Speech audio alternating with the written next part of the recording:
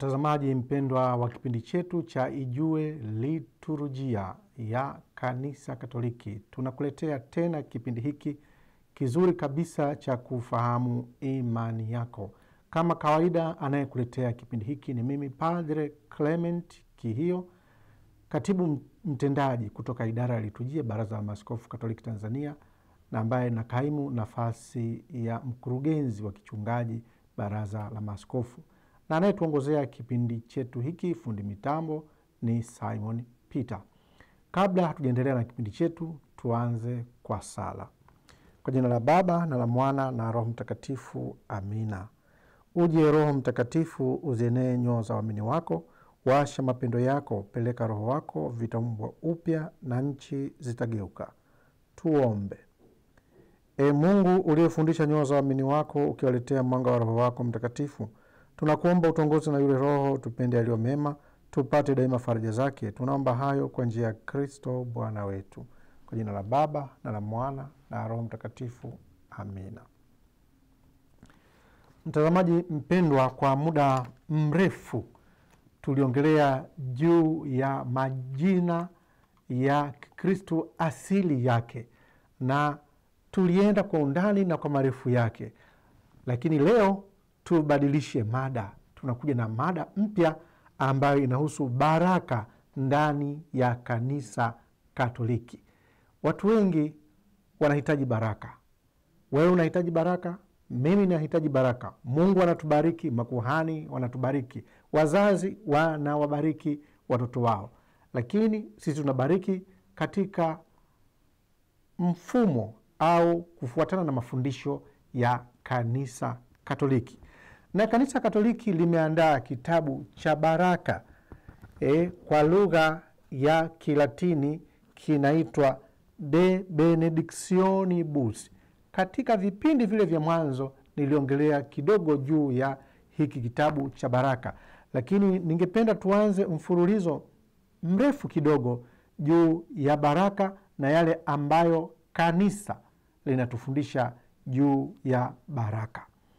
Tuanze na sehemu ya kwanza kama ya utangulizi, kuona tendo la kubariki katika historia ya wokovu. Kumbe tendo la kubariki lina historia yake tangu uumbaji hadi leo.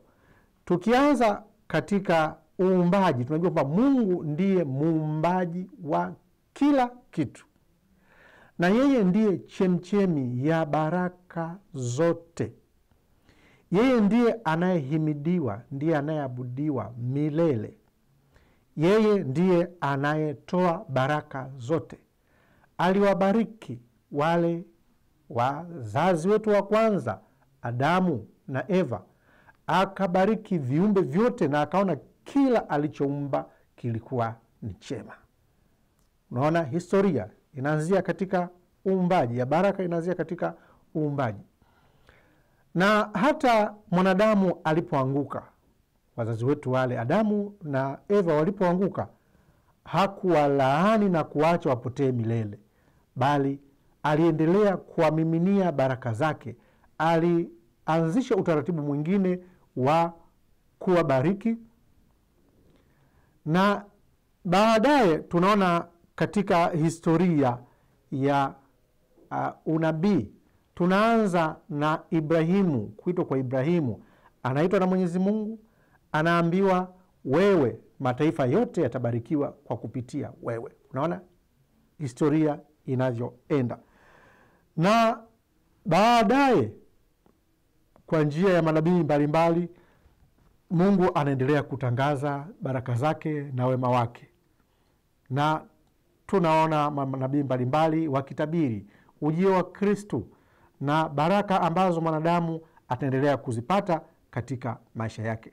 Na hata utimilifu wa wakati ulipotimia, Mungu alimtuma mwanae wa pekee, naye akawabariki na kubariki viumbe vyote kwa baraka zote za kiroho, kama tunavyofundishwa katika kitabu chetu hiki cha baraka, namba 1 na namba 2. Ukisoma kitabu hiki wameandika kwa namba 1 na namba 2.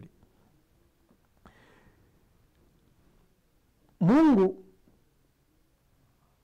anamleta Yesu duniani kwa kuzaliwa kama mwanadamu, na Yesu ndiyo anayebeba baraka ya Mwenyezi Mungu katika ubora wake wa hali ya juu. Kwa Kiingereza tunasema par excellence, kwamba hakuna mwenye baraka zaidi ambaye ametumwa na Mungu kuliko Yesu. Kwa hiyo yeye ndiye anayebeba ile baraka ya juu zaidi. Na yeye huyu Yesu, baada ya kumaliza utume wake hapa duniani, kuweka kila kitu vizuri, akamtuma Roho Mtakatifu. Kwa hiyo tunaona mtiririko wa historia kutoka uumbaji, Ibrahimu, manabii, anakuja Yesu, anakuja Roho Mtakatifu.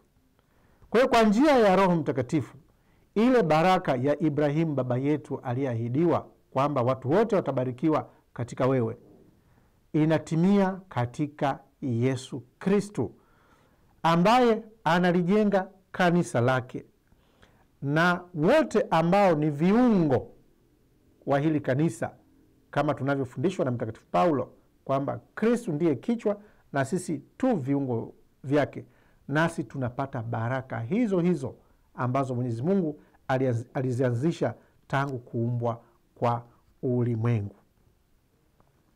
Manabii walitabiri ujio wa Kristo, na Yesu anapokuja basi anakamilisha ahadi za Agano la Kale, analistahilisha Agano la Kale katika maisha ya hawa waliozaliwa upya ndani ya kanisa kwa ubatizo na kwa Roho Mtakatifu. Kwa upande wake Mwenyezi Mungu, ambaye ndiye chemichemi na baraka yake na kwa viumbe wote, aliwajalia tangu zamani zile mababu zetu nao kuweza kubariki.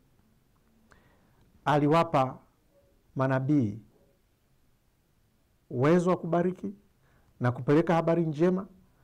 Aliwapa wafalme uwezo wa kubariki na kuleta habari njema. Aliwapa makuhani wale wa zamani wakina Samueli uwezo wa kubariki. Aliwapa Walawi wale walioteuliwa kuwa makuhani katika kabila la Lawi uwezo huo wa kubariki. Lakini zaidi sana aliwapa wazazi wetu uwezo wa kubariki. Maandiko yanasema wazazi wanaweza kuwabariki watoto wao. Ni baraka ambazo Mwenyezi Mungu aliwapa.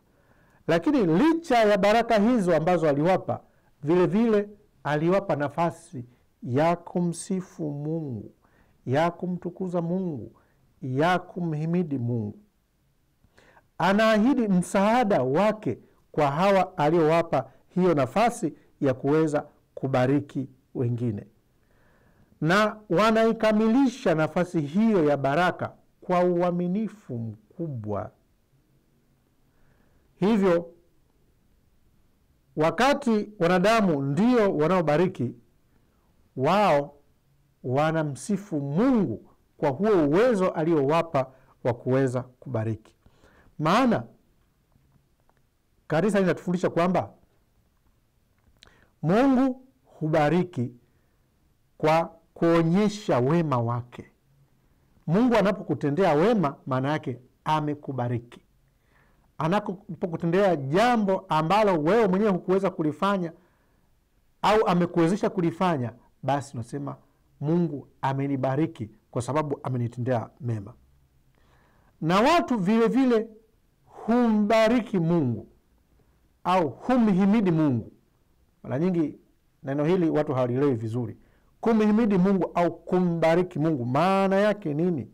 Maana yake ni kutangaza sifa zake Mungu, ni kumtolea Mungu shukrani, ni kumpa heshima iliyo ya juu kabisa, na kumtolea ibada inayostahili. Huko ndiko kumhimidi Mungu, ndiko kumbariki Mungu. Na tunapowabariki wengine, maana yake tunaomba neema na msaada wa Mwenyezi Mungu juu ya hawa wengine. Sio kwamba nguvu ya kubariki inatoka ndani mwetu. Nguvu ya kubariki haitoki ndani ya padre au ndani ya mhudumu, bali yeye mhudumu anaomba ile nguvu ya Mwenyezi Mungu iweze kushuka ndani mwako. Ndio maana siku zote Wakatoliki tunavyobariki tunasema akubariki Mungu Mwenyezi, Baba na Mwana na Roho Mtakatifu, au awabariki Mungu Mwenyezi, Baba na Mwana na Roho Mtakatifu. Mungu anabariki kwa kutumia mikono ya huyu kuhani aliyepakwa mafuta. Sio kwamba nguvu ya kubariki inatoka ndani ya kuhani, ila huyu aliyepakwa mafuta amepewa huo uwezo wa kuomba hiyo nguvu ya Mungu na kuwashukia wengine. Maandiko matakatifu yanatufundisha kwamba vitu vyote viliumbwa na Mwenyezi Mungu. Kila kitu. Wewe umeumbwa na Mwenyezi Mungu, mimi ni umeumbwa na Mwenyezi Mungu, na chochote tulicho nacho kinatoka kwa Mungu. Kwa sababu hata kama unatengeneza meza, mti ni Mungu aliyeumba. Chochote kile ambacho unacho basi ni mali ya Mwenyezi Mungu. Na vitu vyote hivi alivyoviumba Mwenyezi Mungu vinadhihirisha baraka yake kwetu sisi. Tukiona miti mizuri inapendeza, tunasema hii ni baraka ya Mwenyezi Mungu, inadhihirisha baraka ya Mwenyezi Mungu kwetu. Mvua ikinyesha ikaneemesha nchi, tunaiona baraka ya Mwenyezi Mungu ndani mwetu. Kwa hiyo mbingu na ardhi na dunia vyote vinadhihirisha baraka ya Mwenyezi Mungu kwetu. Kwa hiyo baraka tunazielekezea kwa Mungu, tunazielekezea vile vile kwa watu. Unapowabariki wengine umezielekeza kwa watu katika kuomba hizo baraka za Mwenyezi Mungu. Na tatu, baraka hizo zinaelekezwa kwenye vitu mbalimbali, kwenye mashamba, kwenye kazi zetu, kwenye viumbe vingine. Kwa hiyo baraka ya kwanza ni kwa Mungu, kumpa sifa. Baraka ya pili ni kwa watu, na baraka ya tatu ni kwa vitu mbalimbali ambavyo tunavitumia kwa ajili ya sifa na utukufu wa Mwenyezi Mungu. Hiyo ni historia ya baraka katika ile historia ya wokovu.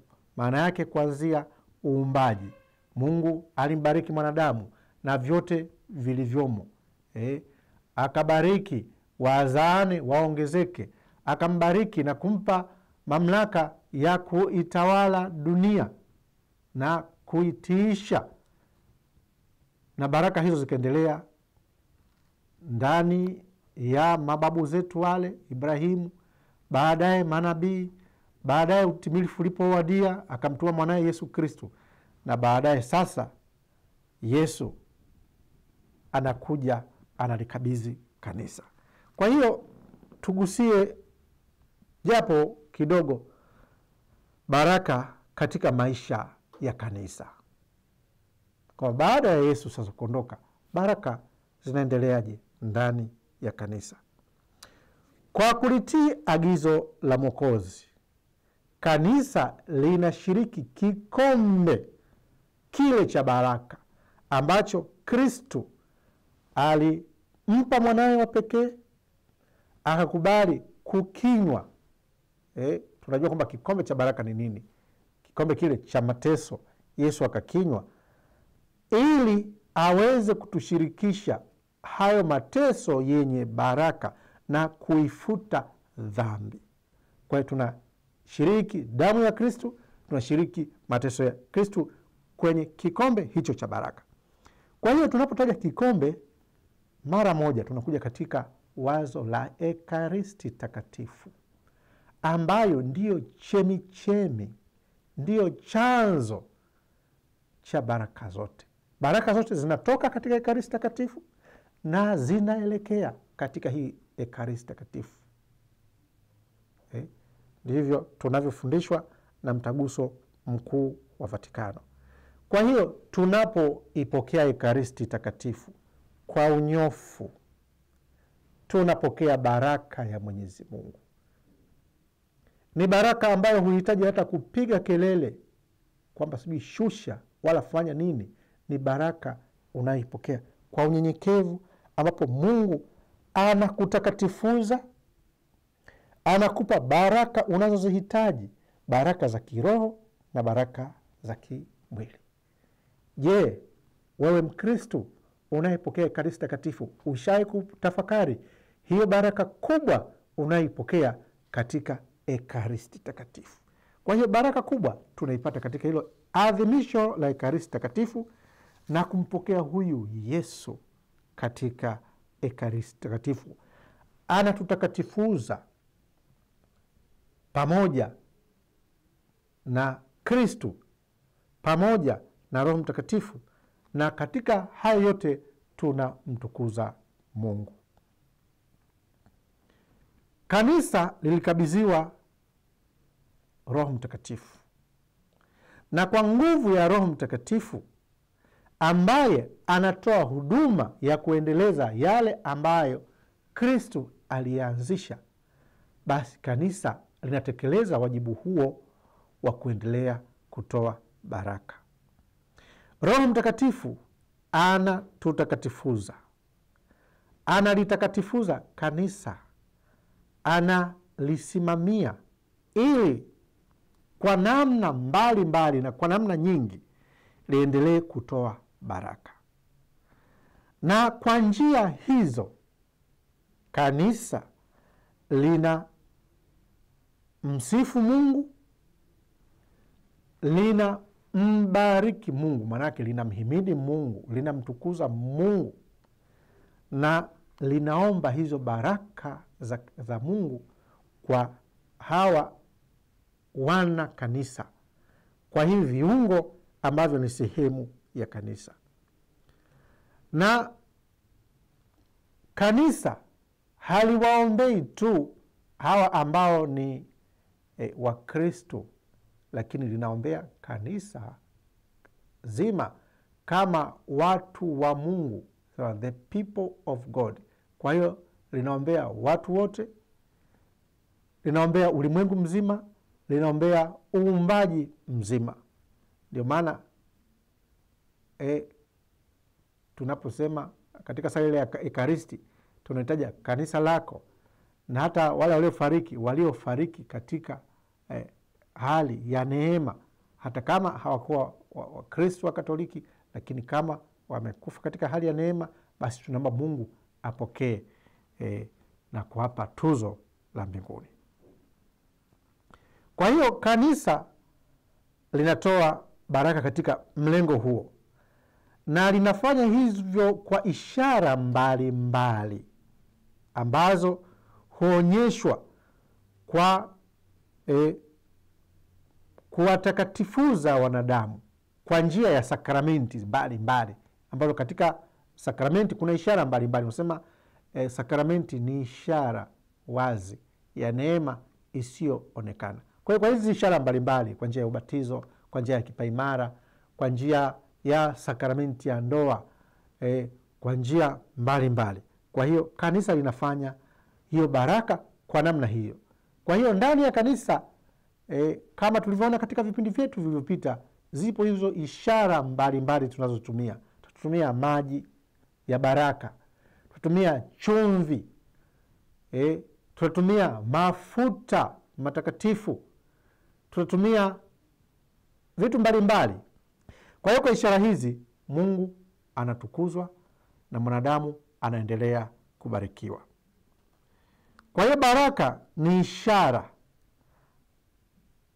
ambazo lazima zijikite katika neno la Mungu na ziadhimishwe katika imani hai na katika utaratibu ambao kanisa limeuweka. Baraka sio ushirikina, sio mazingaombwe. Kwa hiyo ukishaona watu ambao wanafanya baraka kwa njia ya ushirikina, kwa njia ya mazingaombwe, hiyo sio baraka katika kanisa Katoliki. Ni kitu kingine, tukipe jina lake, lakini katika kanisa Katoliki hiyo haitwi kuwa ni baraka. Kwa hiyo yote yatakayofanyika katika kubariki ni lazima kwamba yasiwe yanadhalilisha imani Katoliki na mambo ambayo tunajitungia wenyewe, ambayo hayana msingi wa maandiko matakatifu na mafundisho ya kanisa. Ni lazima baraka iwe ya kuzaa matunda ya kiroho, na yale ya mwili yatafuata.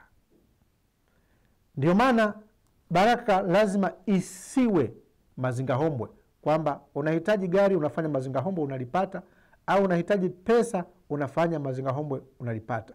Kwa hiyo baraka ni kuomba zile neema za Mungu katika uhiari wake aweze kuzishusha kwa huyu mwanadamu, sio katika kumlazimisha Mwenyezi Mungu, lakini katika kumwomba baraka zake aweze kuzishusha kwa unyenyekevu.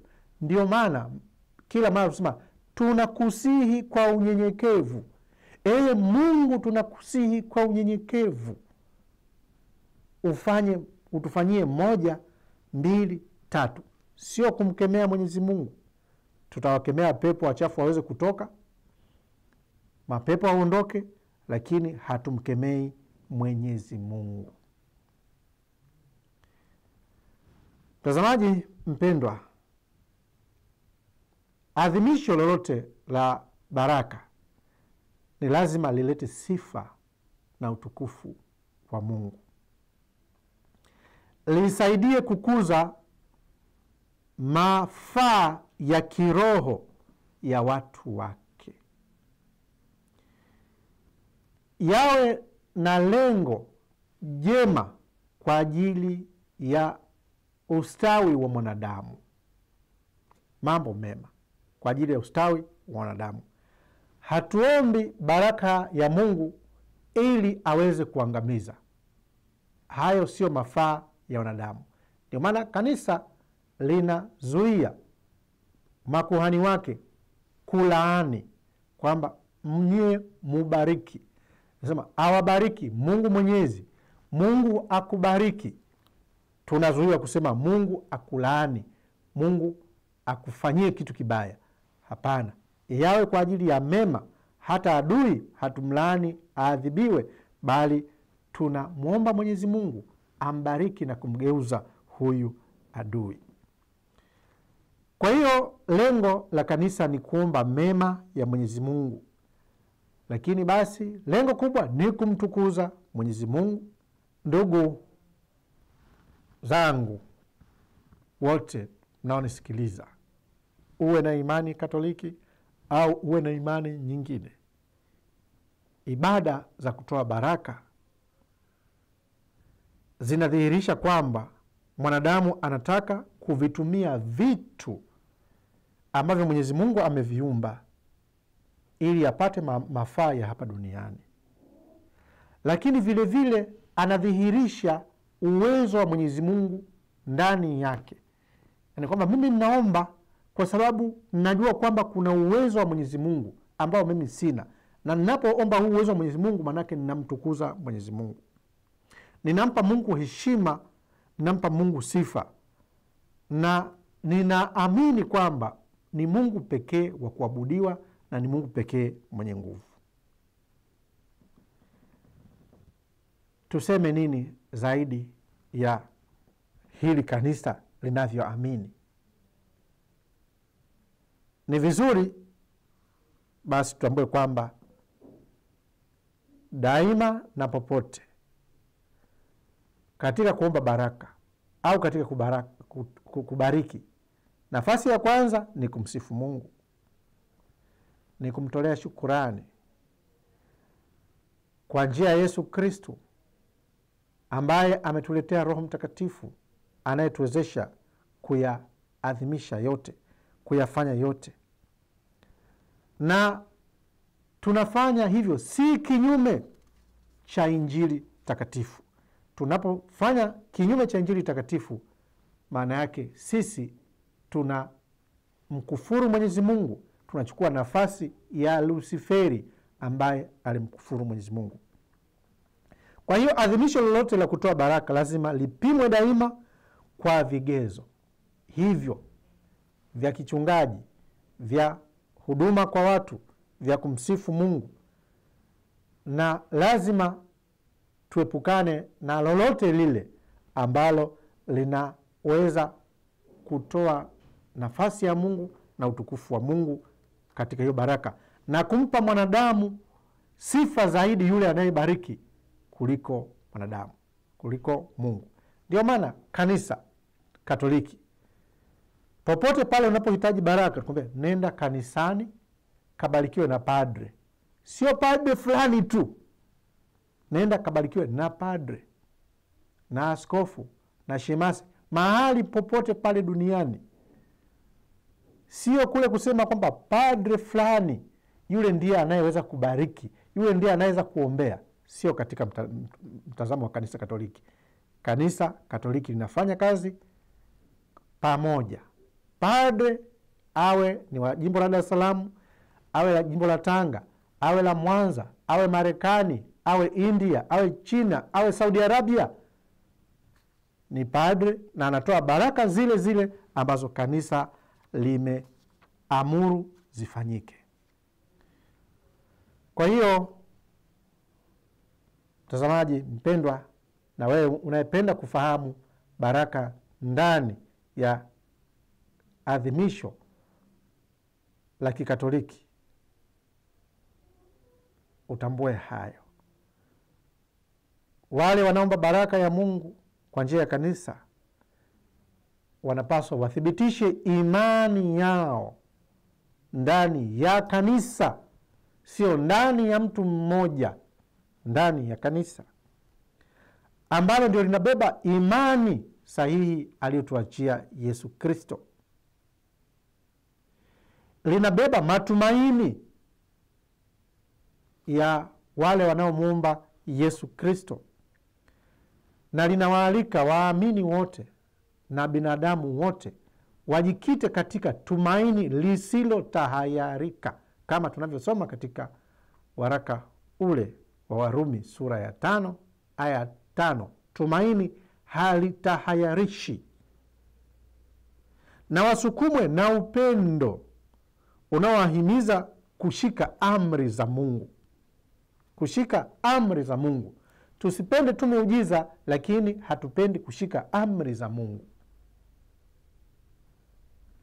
Kwa namna hiyo basi, wanadamu wanaotafuta mapenzi mema ya Mungu watayaelewa kikamilifu na watapokea baraka hizo za kweli za Mwenyezi Mungu. Hiyo ndiyo baraka katika mtazamo wa kanisa na jinsi walivyopokea hiyo baraka kutoka katika ile historia ya wokovu. Kwa hiyo kwa ufupi tena nasema baraka inaanzia wakati wa uumbaji. Mwenyezi Mungu alipoumba vitu vyote akavibariki, akamuumba mwanadamu naye akambariki, akamwambia azae ongezeke, na akampa vitu hivi avitumie, avitawale. Kwa hiyo vitu hivi ni baraka ya Mwenyezi Mungu kwa huyu mwanadamu. Lakini hata baada ya kuanguka, Mungu aliendelea kumbariki mwanadamu, akaleta manabii, akaahidi, mpaka akaja kazaliwa mkombozi Yesu. Akatuletea baraka zote za kiroho, akamshusha na Roho Mtakatifu, aliongoza kanisa, na baadaye kanisa likakabidhiwa hayo yote, na linaendelea kutoa baraka hadi siku ya leo. Basi wapendwa, na washukuru kwa kusikiliza. Tuendelee kusikiliza vipindi vyetu vinavyofuata ambavyo tutaendelea kujikita katika baraka mbalimbali. Basi tumalize kipindi chetu kwa sala. Tunakimbilia ulinzi wako, mzazi mtakatifu wa Mungu. Usitunyime tukiomba katika shida zetu. Utuopoe siku zote kila tuingiapo hatarini. Ee Bikira mtukufu uliyebarikiwa. Awabariki Mungu Mwenyezi, Baba na Mwana na Roho Mtakatifu. Tumtukuze Bwana, tumshukuru Mungu.